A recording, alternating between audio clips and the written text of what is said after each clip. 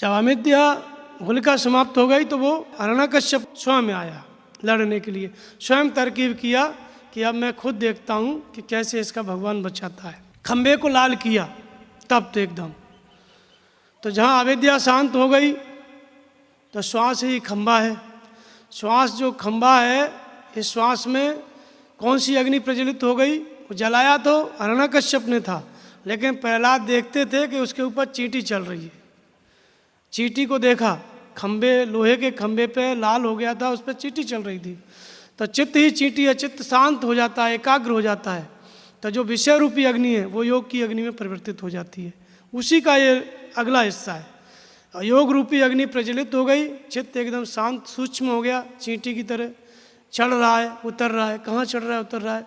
श्वास। श्वास आई तो ओम, गई तो ओम, दूसरे विचार शांत, अन्य विचार शांत हो जाए, केवल ओम ओम, सिर्फ इतना ही शेष रह जाए।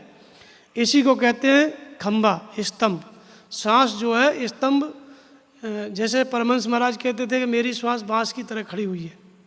महर्षि पातंजलि कहते हैं बाह्य अभ्यंतर स्तंभ वृत्ति, देश काल संख्या भी परिदृष्टो दीर्घ सूक्ष्म।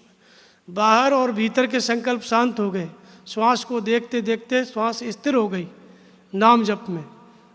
ऊपर गई तो ओम, नीचे गई तो ओम, और दूसरे विचार शांत हो गए। इसी को कहते हैं खंबा, स्तंभ। और योग रूपी अग्नि प्रज्वलित हो गई, चित्त सूक्ष्म हो गया। तब उस साधक के अंतराल में जो भगवान थे वो पूर्ण रूप से प्रकट हो जाते हैं। उस नर के अंतराल में सिंह रूप में परमात्मा प्रकट हो जाते हैं। ये संसार क्या है? एक जंगल है, और इस ये प्रकृति रूपी जंगल में कौन निर्भय रहता है? इसका राजा कौन होता है? शेर होता है। जंगल का राजा शेर होता है। तो ये सिंह कौन है? तो बंदो गुरुपद कंज कृपा सिंधु नर रूप हरि। ये जो सदगुरु है ये सिंह होते हैं, कृपा सिंधु होते हैं, वे मनुष्य शरीर में हरि होते हैं। और जो साधक भजन कर रहा है, नाम जप रहा है, वो क्या है? वो भविष्य में आने वाला नर रूप में हरि है। तो प्रहलाद नाम का जप करते करते जब खंबे से नरसिंह भगवान प्रकट हो गए तो खंबे से कोई भगवान नहीं आया, प्रहलाद के ही अंदर जो उनका स्वरूप था वो प्रकट हो गया। नरों में सिंहवत स्थिति हो गई। वो प्रहलाद भी सदगुरु के रूप में प्रतिष्ठित हो गए, नर रूप हरि हो गए, नरसिंह रूप हो गए।